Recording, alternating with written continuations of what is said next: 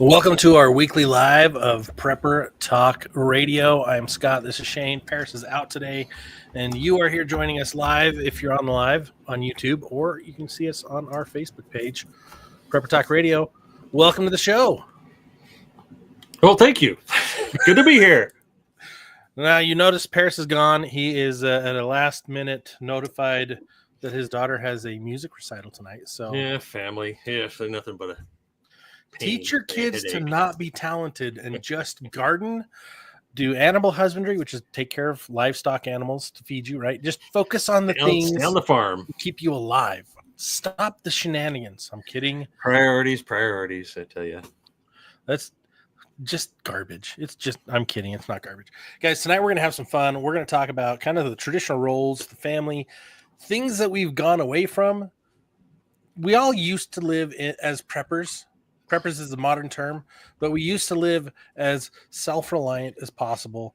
We're going to go through some of the data. We're going to go through some of the history. We're going to highlight some of the weirdness that's happened from then till now. But it's going to be a fun show. We're excited for the comments. There's a ton of you in here already joining in the conversation. Paris is not in YouTube jail. He's in family jail. Yes. Tonight's going to be fun, and it is brought to you by our friends over at hamradioprep.com.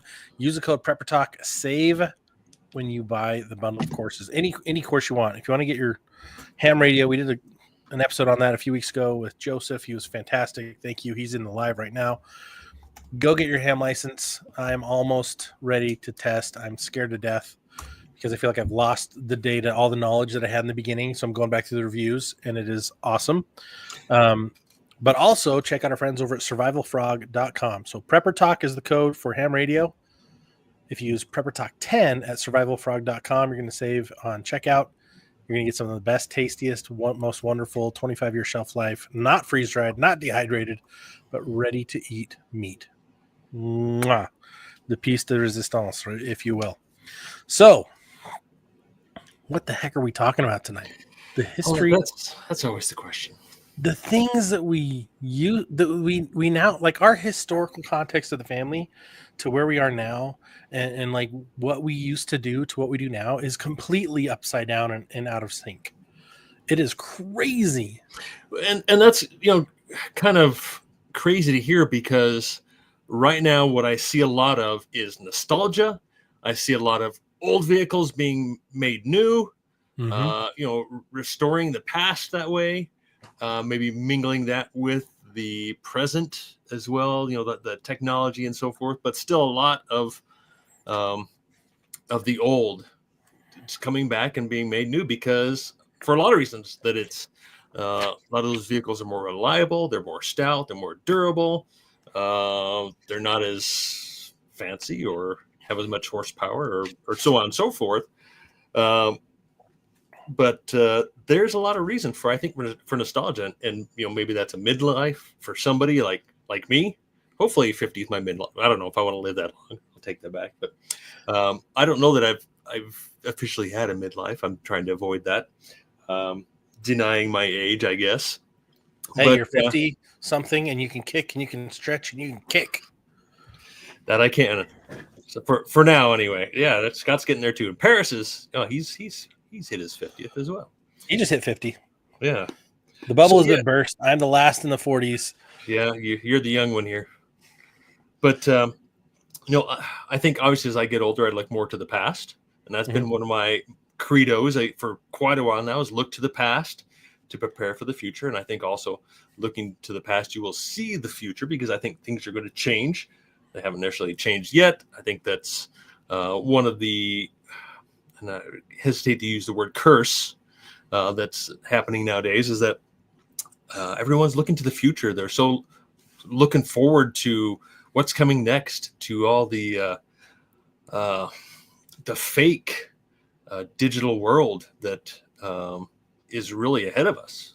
Not that we're going to go talk about that, but that's definitely something that I think about regularly, and which causes me to look to the past, look to my childhood, look to the 70s, the 80s, and I guess that's kind of what we want to talk about. So we want to hear from you guys.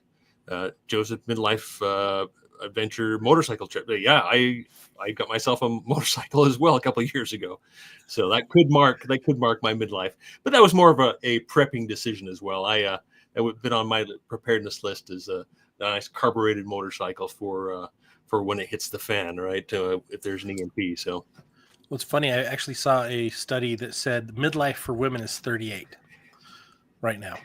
okay, In our current longevity, midlife for men is 35 to 36. And what's true about men is we do a lot of dumb things. Like, we should have safety goggles and gloves on whenever we gather in groups of 3 or more, because inevitably we're going to do something slightly dangerous. And if there's, for those of you who drink alcohol, if alcohol is involved, the stupidity factor increases exponentially the more drinks and the more guys that are around, because someone's going to be like, I bet you could do that. And the other guy's going to be like, hold my beer. Right. So yeah, life expectancy, it is shorter, but in the limited time we have here on this earth, let's maximize our return. Let's have some fun. Let's get self-reliant. Let's be unruly. Let's be ungovernable. Let's have something that is our own and enjoy it to the most that we possibly can, and keep on kicking and stretching and kicking. Yeah. So yeah, Rebecca mentioned this here. So part of my thought process in today was, okay, how far back do I need to really look to change what's been happening? And there have been a lot of changes over the years, and we're going to talk about some of them. Of course, for the marker in my life is, I was born in 1972. So the year 1971 is when gold was taken off, the dollar was taken off the gold standard officially, and made unconvertible, not convertible by foreign countries and so forth. So yeah, go ahead. Teach myself. No, I'm just showing that while you're talking, because this fits in that narrative. Yeah, and then of course your previous comment about if I can find it here, more of a peasant lifestyle, medieval lifestyle. So obviously Rebecca wants to go back much further than I'm thinking, right? I was thinking maybe 1940s, like after the Great Depression. I was going to say 25% unemployment sounds good. Or even, well, yeah, but let's go back to the Dark Ages, right? But 1970s, and by then I realized that, man, our destiny, to use that in air quotes, was sealed, for our trajectory ahead.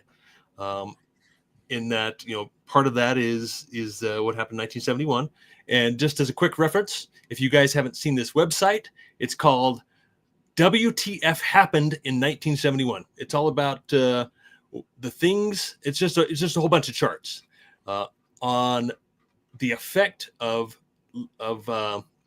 taking the US dollar off the gold standard. What happened after that? Because it was no longer bound by real money. So go check that out. Very cool charts. And so I guess that's kind of where my thought process is tonight, is that looking to my own past, probably not going really much further than that, because I don't have much of a reference point other than maybe looking at my parents or my grandparents' photographs and in history and so forth. But kind of that's what I'm thinking. So I want to go farther back. Like I want to look at what economically. I dove into. I apparently dove into the shallow end and have head trauma, and I'm not speaking correctly. Wow, where did my brain go all of a sudden? I was looking at some interesting facts and some different things. So, like, you mentioned the Depression, 25% unemployment, 25% in the 1930s, late 1930s to early 1940s. Yikes! I don't want to live then. But here's another interesting fact. You know what the top careers or I don't want to say careers and livelihoods were before World War I? It was farming mostly. Trades and agriculture. 39% prior to World War I. 39% was trades and agriculture. Agriculture was almost 60% of that, and then the remaining were the trades. Then we had in the the Industrial Revolution started back in the 1700s, but really in the 1880s, we really started seeing factories pop up in the United States, right? And then we saw changes between World War I to World War II, where everyone was really moving from rural areas to the suburbs, which then made the average household dependent on these factory jobs. These factory jobs that required you to work 10 to 16 hours per shift. Mm-hmm. Like you went from working with your kids side by side in your industry or in your home, in your fields, to now you're separated from your family. And then post World War II, it kind of moved to a 9-to-5 type of life for most jobs, but there were still a lot of factory jobs, a lot of away from the home type jobs, and those impacted the family a ton. But post 1960s and 70s, where women really started getting into the workforce, the stay-at-home mom disappeared for the most part. Dual income became a necessity of life because they pushed inflation like crazy. Mm-hmm. And now we're in a situation where it's almost impossible for most families to have a single income. 1971. I'm going to drop it. I'm going to drop that here in the chat here. That website is absolutely fascinating. I'm going to pull it up so you guys can see it. I'll just drop it on the screen. But there are some massive changes economically, financially, so many different things affecting the family. And we used to be very, very self-reliant. We used to go to the local market to get a few things and stock up on the essentials. And now it's like we don't have anything of our own as a society, and not as preppers, but as a society. We don't have anything of our own because it's all on demand, and we don't have the standard life family-centric model anymore. So this is, whoops, that's the wrong one. That's what was life like in the 50s. Let me pull up. Here we go. WTF happened in 1971. This is so crazy. So which chart did you want to show first? Well, there's so many. I don't necessarily have any in particular, other than when you were on. Just scroll up a little bit. The Fred. Oh, are you at the top? Oh, sorry. Yeah. Oh, you want me to go down to the Fred? Here's the Fred. Go down to the Fred one. Yeah, that Fred one right there. Basically, that just is showing the 50-year decline in wages based on its share of the economy, of total income. So it's just when I guess there's also charting here basically showing that overall wages are kind of flat ever since 1970, and I forget what that's based on. But so this one is the decline of income, household income in the total of the GDP, right? So our household income has shrunk, right, as the total GDP. Then or wages has shrunk. But if you come up to this one, so since the 1970s, our actual weekly earnings have declined thanks to inflation and all the other factors. It's below, as of 2014, it's below where it was in 1975. And we could all go all the way back to really 1913, at the creation of the Federal Reserve, when the dollar really started to lose its value. And that and even before then, I mean, the first banks were started in the central banks were started in the 1800s, and Andrew Jackson, that was his proudest accomplishment, is what I killed the bank. And but then it just came back up again and took over. And we hear Trump talking about abolishing the Fed. Who knows if that's just all talk, but that would be probably the best thing that could happen is abolishing the Fed. But also think about the Roaring '20s. Before the Great Depression, and just all the growth and the prosperity. Obviously, a different life, different technology, different lifestyle. But I guess where I would like to go with this conversation is that how do we need to make a change moving forward? I mean, it's obviously very personal how we want to live. I think I've kind of talked to you guys to death about where I'm headed. in my own lifestyle where I at least where I want to go, right? Getting off grid, moving out to my bug out property, and so on and so forth, and living differently. But how doable is that really? Well, and I love this because this is the direction you're moving is kind of where Cody is.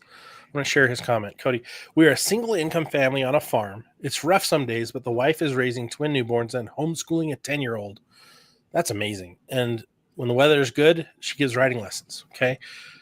Then you jump over to WebDad, and it's not showing us whole thing. Well, yeah, it is. Okay. Yes. In my opinion, you must adapt and live in the modern present as to not stand out, but have a core understanding and skills to exist if modern society breaks down.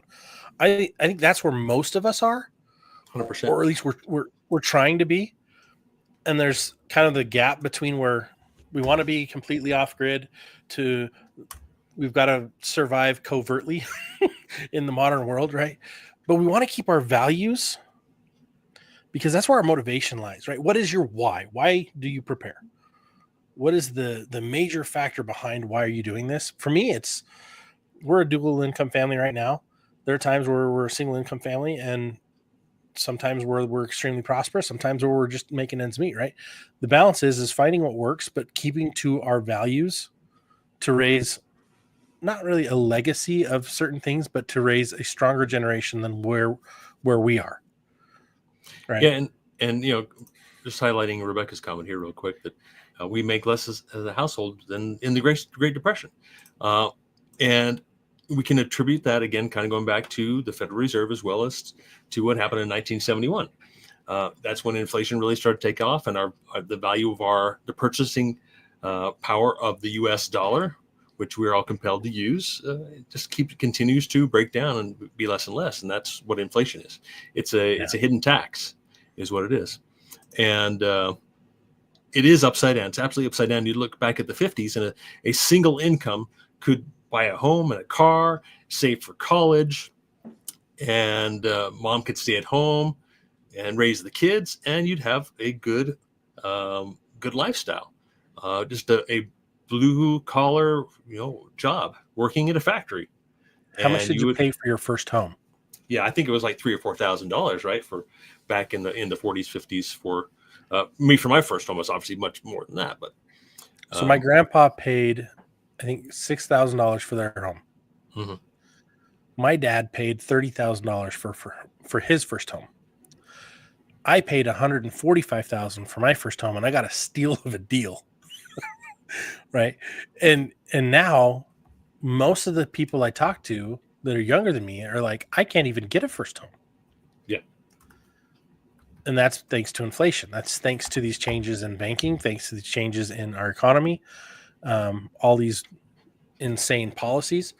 But it's like, to be able to survive what's coming, to be able to survive all the hiccups in our daily lives, you've got to be careful not to spread yourself too thin, but you've got to find that balance of what can I produce on my own to eliminate all the other fragilities of this society that we live in. What can I produce on my own? And that's a joint effort across the household. Yeah.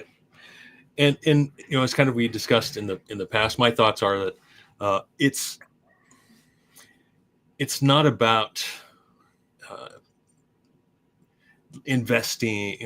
I mean, Utah, Mike, you'll argue with me a little bit on this, but it's and a lot of people have done well with their investing with their 401ks, with following the investment strategy that's been laid out since the 70s. I mean, with the stock market going from 3,000 now up to 43,000, and a lot of people have taken advantage of that and ridden it, taken it for the ride that it has taken especially since 2008, 2010 till back up till now. Huge ride. But it is savings and it is industry that drives growth. I mean, real growth, not just debt-driven growth, is what we're experiencing now. Is again, going back to 1971, everything debt has risen incredibly since then. I think the national debt back then was well under $1 trillion. I think it was maybe 800 billion, something like that. I'm probably wrong, but I mean, debt has skyrocketed, and that's essentially what has fueled our economy. And I don't like that word economy either. That just suggests that it can be manipulated, it can be managed, and it shouldn't be. Again, in my opinion. But yeah, go ahead, sir. Here's interesting. So 1920s, the national debt was 403 billion. In the 1940s, the national debt was 51 billion. Had increased from 51 billion to 260 billion after World War II. So they'd gone down quite a bit. And then in the 80s, our national debt tripled to over 700 billion. And by the 2000s, it's 10.3 trillion. Now, I bet if you did an overlay of how inflation affected that and how it would look, like it'd be crazy. I don't think it'd be that much different. Like our 30 trillion today versus 403 billion in the 1920s, it'd probably be pretty much flatlined. They've just pushed us further into poverty and into an impossible situation for most people in the United States. Most people in the world are getting pushed further and further down economically, and they're breaking down the household. They're breaking down the family. They're breaking down your ability. You have to have a job and maybe sometimes have a side hustle or another job or something else you're doing to generate an income, right? Yeah, that leads me to, sorry if I'm changing your thought here, Scott. That leads me to think, okay, how has money, currency affected the morals, the values, the family values? Is it that we're chasing the almighty dollar and being compromised and doing whatever we have to make ends meet? I think maybe that's part of it. And I'm just kind of thinking out loud here as well. And that's kind of what we do every show is, right? We kind of wing it every show. But we start with the foundation, then kind of fly all over. And just kind of hopefully guided by your comments as well to where things go. But also thinking about how morals are changing and values are changing, is that masculinity, femininity, I think, is part of it. Masculine men and feminine women are not easily manipulated or controlled. And I think that's part of it. If we look back into the early, again, before I was born, 70s and earlier is kind of where my mind goes. Mm-hmm. And even 70s, 80s, there were a lot of masculine men, a lot of feminine women. I mean, that was still very, very acceptable. And of course, as we go into the 90s and 2000, it becomes more frowned upon and so forth. And it really is all cycles. It's we can look back through history and see how these cycles, civilizations rise and fall and so forth. But I think, money, we'll call it money, is a driver for all of this, at least a significant driver. I mean, obviously not the only, but of course, that's where my mind goes. Again, thinking back to 1971, thinking back to 1913, and living in the system. We have to have jobs. We have to get educations. We have to be part of the system to be a good citizen, right? And I don't like that word either. But and again, comparing that to nowadays, I like to use the analogy of the frog in the boiling pot of water. Mm-hmm. If I look back, if I were to see the future from my 1970, 1980s self and look forward, and more clearly look backwards, because obviously looking backwards, it's like 2020 vision is, looking into the past is 2020, and seeing that we are truly in a boiling pot of water right now. Yeah. Well, it's interesting. Like before the show, we were talking about this, and we talked about one of the things earlier today we talked about was the quote, "Hard times create strong men. Mm-hmm. Strong men create good times.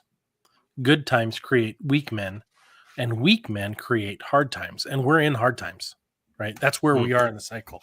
And what's interesting is if you look at the data on the younger generation right now, like they're pushing back to more traditional values, more historical values, and they're pushing further and further conservative to try to create. They're really becoming. They're hard times right now, and so they're really becoming, especially the younger generation.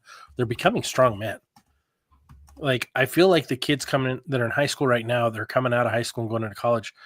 They're a lot more stalwart in keeping to what they believe, and they're more willing to talk about it than the prior generations have been for quite a while. They're pushing conservative values. They're pushing better policies that will serve the masses as opposed to making the masses serve me. Right. And that's the masses serving me are the good times that create the weak men. We had it so good for so long that there's a lot of weakness that has to be weeded out. And Cody says they are the new Gen X. I think they're the Gen X squared. I think they're going to surpass us. They're not as tough emotionally as I think we were. There's so many of us that were latchkey kids. We were on our own. Like, we were the first generation to deal with the crazy, both parents are out of the home all the time. I mean, I was a latchkey kid from the time I was probably 11 on. My mom worked full time. My dad worked more than full time. But here's some things that we had. We had family dinner every possible night we could. We had a garden. We had almost a year supply of food in our pantry at all times. We rotated. We made our own breads. We made our own granola. We made a lot of our own stuff. I had to cook 2 to 3 nights a week. That was part of my chores. I also had lawns to mow. I had a paper route. I had, there's so many different things. I had a job from the time that I was 10 years old on for at least the summers. If not by 16 year round, I had a job, unless I was in a sport. So it was completely different for a lot of us that were the Gen X kids. Like, we kind of had to do those things to get through. And now it's funny because I had to ride my bike everywhere. And I hear my siblings, I've got to take the kids this place. I've got to take the kids that way. Where's their bike? Right? Where's their sense of independence and hard work? Desire for freedom. That's one thing that I see less and less in, I hate to admit it, my own kids and in other family and neighbors and so forth, where kids, when I turned 16, man, I wanted my driver's license so I could be free, man. I wanted out of here. Right? Otherwise, I was on my bike, out until all hours, they say, until the street lights come on. Remember that now it's 10 o'clock. Do you know where your children are on the news every night? That's right. And so, and I'm just not seeing that nearly as much now, where I'm seeing a lot of kids, some nieces, nephews, and so forth, who, they're in their upper teens and even 20s, and they don't have their driver's license yet. They are soft. And I guess kind of where I'm going with this, and I lost my train of thought a little bit because I had a definite clear path where I wanted to take this. But I'm going to have to think about where I was going with that. But well, while you're thinking, let me say this. Yeah. Like, we've lost accountability. Right? This generation, a lot of them have lost their accountability. Like, the parents haven't served their children by giving them accountability. Okay, you want this, you got to work for it. Oh, you want freedom? Mm-hmm. Earn it, right? Protect it, preserve it. You want to go do something, make money to be able to go do it. They all have allowances, right? I don't believe in allowances. I think it sets a false precedent. It's subsidies, right? Yes. It's not the way to raise strong people. It raises weakness. And I think the generations that I see now, so a lot of the young men that I'm seeing now, like, they work hard. Yeah. And a lot of them are going into the trades, which is fantastic. Right. We had a neighbor girl. She lives in New York now. She's doing fantastic. She creates, she's like not a fashion designer, but she creates clothes for the stage industry. So she's creating costumes and stuff like that. She learned how to sew in junior high and was like, this is amazing. I want to do this for the rest of my life. She got really good. I'm like, this kid sews circles around everybody in the quilting groups and everybody else in the area. I'm like, this kid really dove into it and she's killing it. Another kid that I helped him through scouting. His name's Sam. He has blown me away because he was very introverted, struggled through school, and got into welding his senior year. The kid makes more money than me now per hour because he's a certified welder, right? He's gone through the whole process to get educated. And he's like, I'm going to be on track to be able to buy a house in 2 years, and I'm going to be able to put 30% down. And that's where I was going with my thoughts. Is that the key word is work. Mhm. right? You cannot be truly happy if you are not involved in some kind of work. We part of the current thinking, that the government pushes on, that we are being kind of compelled to agree with, is that comfort and luxury is the goal, right? That's where It's we a human should right. be. Exactly. Work smarter, not harder. I hear that. I've been here, and I brought this up before. That's I think just stupid. Work harder and smarter. Don't just work smarter. Don't work hard. You want luxury. You want comfort. You want ease, and that is what makes weak men. I don't care if you're working smarter. You've got to work harder. Work is extremely important, and to teach our kids. And like Rebecca pointed out, I think that's. And I'll pull this up here real quick. I think that's part of the reason why there is this generation is very unstable emotionally, right? I think maybe there hasn't, and I think a lot of that is obviously what we're currently, going through. For a lot of the issues, like you pointed out there, COVID and so forth, the screen time, all of the social media and so forth are creating larger problems. Yeah. But I think if these same people were to work as hard as and as often as they spend time online, a lot of those issues wouldn't be non-issues 100%. because you're too tired to be the issue. You have to focus on providing for yourself, and that becomes more apparent as you get older and are compelled to take care of your own family. I mean, that's choices you make for yourself, but then you find yourself in that position where you're in the system. You have to provide, you have to have a car, you have to have a job, this and that, and so forth. And obviously there's arguments in there to be had, but the harder you work, the more valuable your time becomes, right? You realize that it's a limited commodity and you don't want to waste it on things that don't serve you. Like the work harder, not smarter. So I look at it completely different than what you're explaining. And that's because I was raised on DuckTales, Scrooge McDuck. Yeah. And I don't know what's going on with my lighting. It just started flickering on the screen. Camera's being wonky. Anyways, it's funny because like he's like, work smarter, not harder. And the one that comes to mind, the episode that comes to mind is he was shoveling coal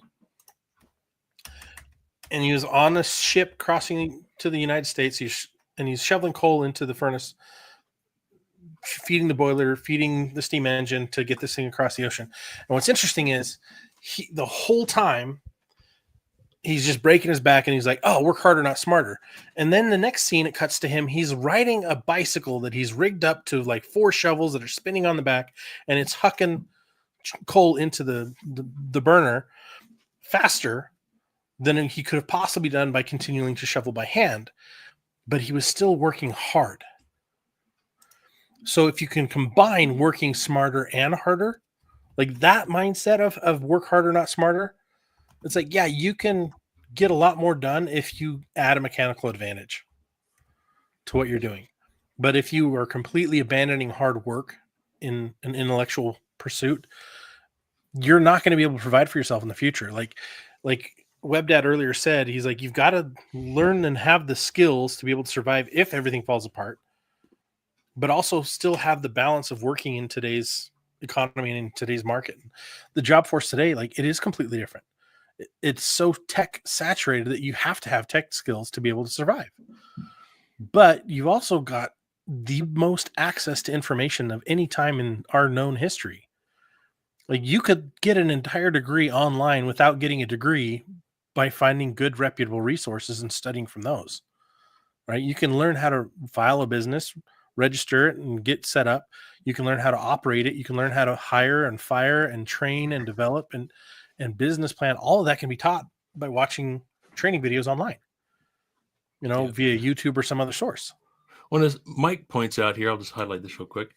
It's very hard to get ahead working only for wages. Absolutely. And I think that's part of the system now, is kind of like I mentioned back in the 50s, you could work for wages and you could have a good life and not have to necessarily stress about paying your bills. And, debt wasn't nearly as big a concern back there. It wasn't as pushed as, our economy is driven by debt now, whereas then it was driven by savings and hard work, but investment as well. But realistic investment, whereas most investments now, like today I was listening about the Nvidia stock, which is the biggest, most valuable company in the world right now, and it's currently priced at 49 times earnings. And that's projected earnings. It's not real earnings. So I guess real earnings, it would be much higher than that. That's 49 years to earn back your investment. How does that make any sense in any world? And also, I also learned today that I can't remember if it's the S&P or the Russell, where currently there are 43% of the companies on either one of those. 43% are actually losing money. Mm-hmm. They're not, and it was 14% at the beginning of the year. Now it's 43%. How does that make any sense? It's all driven by debt. The only reason and their stock prices are going up. They're at all-time valuations. That's the hard thing to understand. So it's a messed up world. They're huge indicators of where our economy is shifting and how fast it's going to go into free fall. Right? We're on the edge. This is the closest we've ever been, and it's kind of an exciting time to be alive, kind of a scary time to be alive. But that means we've got to get back to the skills that got us here. We've got to develop those. If we're lacking those in our life, we've got to develop those. Otherwise, it's not going to be possible to survive. And I guess that's part of my comment is that we used to be able to get by just on skills, right? Mm-hmm. And now that's work smarter, not harder. And solve problems that create value, right? If you can solve problems that create value, you're able to earn more and work less for it, right? But you're still working hard to find those solutions and then implement those solutions. And so you've got to find, I think there's a healthy balance in there somewhere. Mm-hmm. Identifying exactly where it is, I don't think is possible. Yeah, not right now. I agree. If you can, the first thing though is show up and do the work. Do the work. Yeah, absolutely. Right. Do the work that's needed. I can admit I have not always showed up, right? Go through depression, you go through hard times, you go through challenges. Sometimes it's hard to show up every day. But the thing that got me out of those was starting to show up for myself, right? Getting more responsible with my time and how I spend it and what I'm producing in that time. I like to look to the past, and I like to look to the old sayings and the old ways. And one thing that came to mind was the law of the harvest. You reap what you sow. Yeah. Right. And I think that first of all, doesn't seem to me to be part of the current economy, right?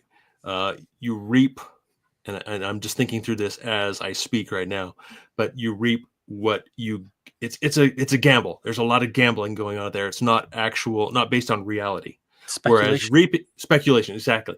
And reaping what you sow is based on your hard work. And again, going back to work being the most important thing in professional life, whatever you want to call it, but work is frowned upon. If you're, welder, like you said, welders make a lot of money and make good money, but it's hard work and it takes a lot of dedication to be able to be a pipe welder that earns the big bucks. Yeah. And like Mike Rowe says all the time, is those types of jobs, there's high demand, but there's very few people that want to fill those because they want to be an influencer, right? They want the easy way. They've been taught that, no, work smarter. Okay, then I'm going to start a YouTube channel. Look at what we're doing here. We're starting a YouTube channel, right? Well, we're not doing this to be rich, though. Like, we started this so many years ago, and we did this as a mission. But a lot of these kids have been duped into thinking, I can go become a millionaire and have this Lamborghini or Ferrari by starting a YouTube channel. And some of them it hits.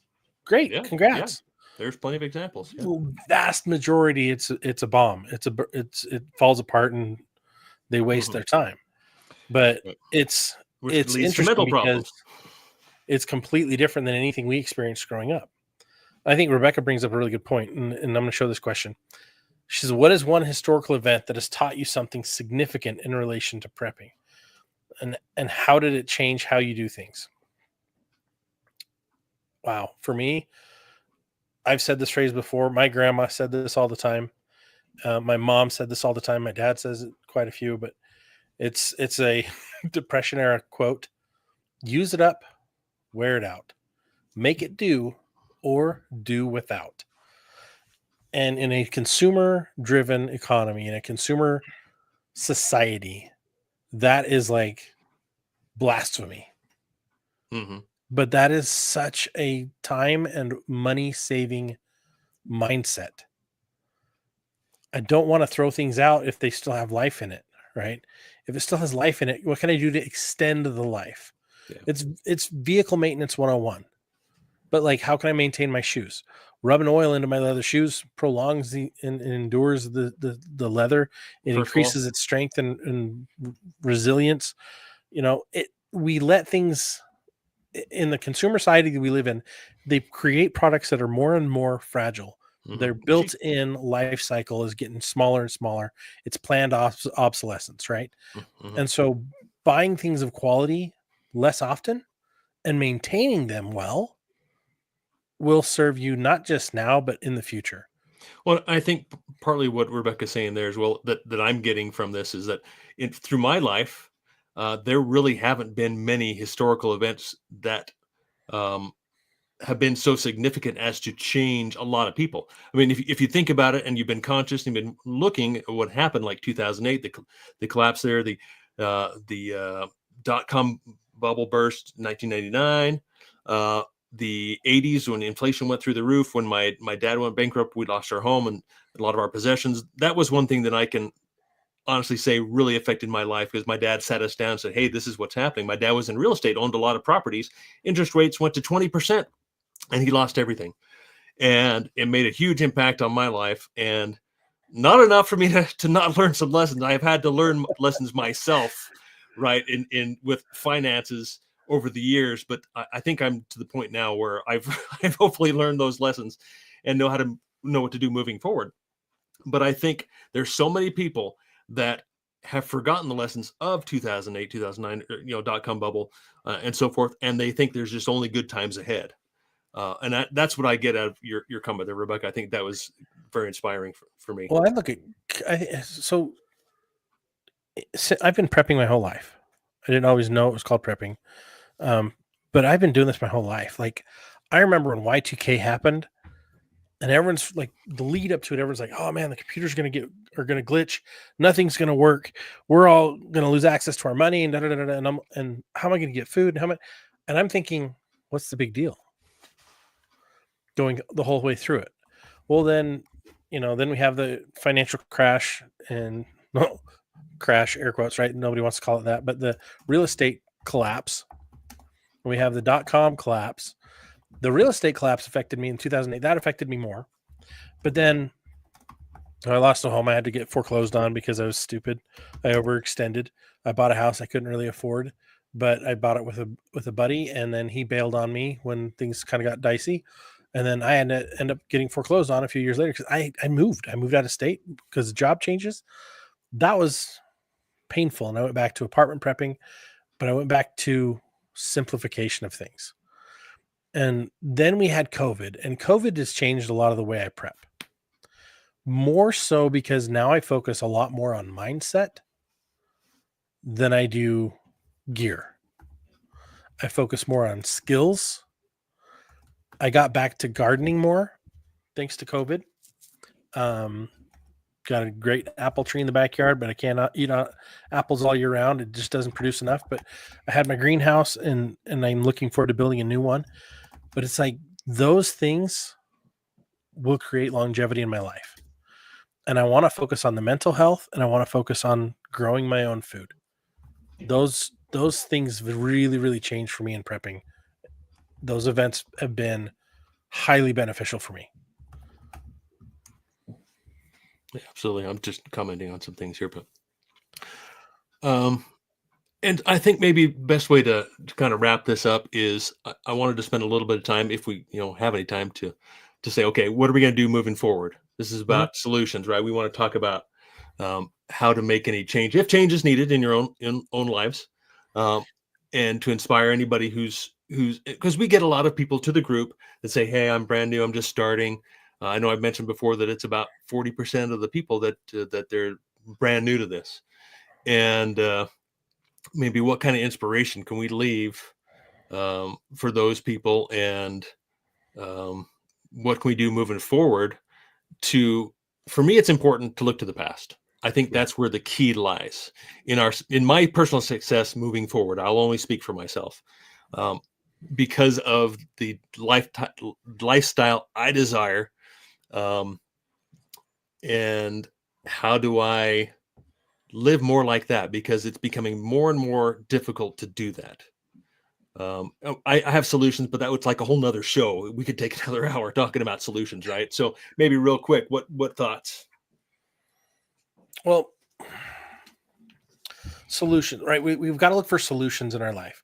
We've got to look for time-saving methods. We've got to look for ways to save our energy, our personal expenditure of energy, for more valuable things. We talked about this earlier. Mike brought up the point. He's like, you can only work so much, and wages are too low. And Rebecca just commented again. It's like, wages are too low for us to get a good expected return on our time spent working. So we've got to find other ways to do that. But we've also got to look at, okay, where can I save money? We had Sarah Thrush on Peelies and Pedals a few episodes back, like 6 or 8 episodes back. She talked about how she saves between $8,000 to $10,000 a year between her garden and her shopping habits. Yeah, that was good for food. And I was just like, wait a minute, hold on.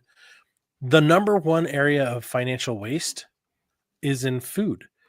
People are throwing food out because they're not eating it or preserving it quick enough. And if we can get back to those skills, I think that's one of the most valuable things is we need to be more consistently canning our own foods, preserving our own foods. That's my Christmas list is a short list. I want one thing for Christmas. It's a vacuum sealer. Okay. I was going to say it's a pressure cooker. A pressure cooker? I've got my pressure canner and I've got my water bath canning. I need to get some more bottles. I've only got a few things canned right now. You need 2,000 bottles per person per year, is what she said, which blew my mind. But I guess my last. If you want a year supply, right? If you want a year supply of canned, bottled canned goods, yeah, absolutely. But if you look at like you've got your wheat, your grains, like all your dry stuff that doesn't necessarily need to go in a bottle. Like then you've got a lot more flexibility on what you're actually doing. Like my grandma had a year supply in her little pantry in the basement, and she had jars everywhere, and they were all full. Well, almost all of them were full, but it was the most delicious foods. And then she had her pantry extension stuff. Like she had wheat for days is what everyone says, but she had wheat for years. Like she had 50 pounds of wheat per person per year stored, right? She had potatoes. I don't even know how many pounds, at least 100 pounds of potatoes in the basement, right? Those are things you can add. They're very cheap. You can add and you can extend the life of your other meals, right? Rice, same thing. But she had all these other things that she could add to any meal and extend the meal and increase your calories and help you feel fuller faster. Like, but we don't do that anymore as a culture, as a society. But that was the normal in the 1940s, 50s, and 60s, right? As we moved away from the rural areas and entered the suburban and urban life, like it's completely changed and we live on demand. That's what's going to kill most of America in a major event is living on demand now and not adapting to be resilient against that. Yeah, self-sufficiency, we talk about it all the time. And a big part of that is having your own garden, producing something, producing food, producing something else, manufacturing something for yourself that creates value. But of course, I think for me, the single biggest thing that anyone can do to help disconnect themselves from the system is obviously it's the dollar. It's money that controls us. It keeps us where we're at, right? So become your own bank. I'm not the one who originated that. There's a lot of people who talk about becoming your own bank. Get out there, learn how to do that. And that's basically being done by unplugging yourself as much as possible from the system and utilizing gold and silver, precious metals as your reserve. Essentially, the way it was done for hundreds, even thousands and thousands of years, because gold and silver is money. And that is my method that I am working on to be become free from the system, because the system just wants to pull us in more and more to be more reliant upon the banking system. That is one of their goal, is to get everyone in the world banked, right? They say, well, we need to get more people banked, because I mean, there's what, 8 billion people in the world, somewhere around there. And I think only 2 billion are actually banked, something like that. I'm probably way off, but it's a large percentage of people who are not banked, and they want them part of the system. So, which means I need to be out of the system. I want to be out of that system. And so I've got to create my own system. So that's probably my last 2 bits to, and we could have a much deeper conversation on that in a further future podcast. Yeah. So I mean, there's a lot of things you can do. We'd love to hear your feedback on what you guys are doing to make more money, save more money, be more self-reliant in our modern society, in our modern world, right? I love in the comments, Mike said his garden still costs him more to grow than if you were just purchasing from the stores, but he grows it for healthier food, right? He wants more nutrient dense food. That's one of the big key factors. The other part is like choosing when you're buying things. Buy things in season so they're cheaper, right? Store them. Web Dad pointed out, focus on, get a chamber vacuum sealer. Thank you for that input. I'm going to go read about those, because that looks very much more cost effective and better sealing. So I'm going to go play around with that and look at it. But like, find what works really good for you. Don't add everything all at once. I think that's the biggest, like, you're going to burn out real fast if you add a whole bunch of things at once. But if you add one thing and master it, then add another thing and master it, whether it's a skill, a lifestyle change, or just something simple to improve your quality of life and your survivability, do that. Like if you want to get into dehydrating, there's a million things you can start dehydrating, and you can save a ton of money, because then you're not throwing food out, right? Preserving food saves you tons of money. So find what works for you, keep doing it, and have fun doing it. My final thought on the night is the only way you can improve your future is to take responsibility for your now.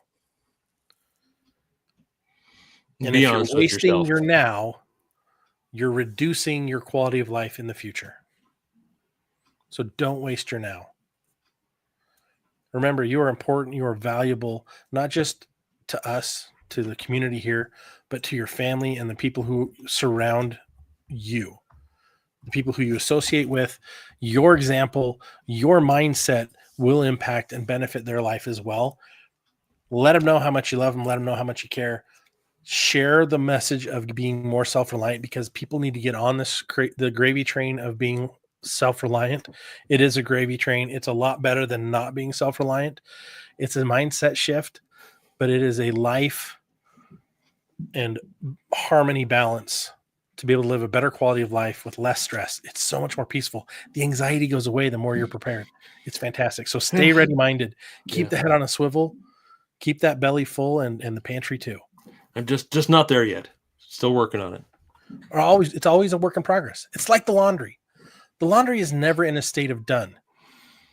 It's in a state of doing. Yep. And so is life, and so is prepping. Keep on doing it. That.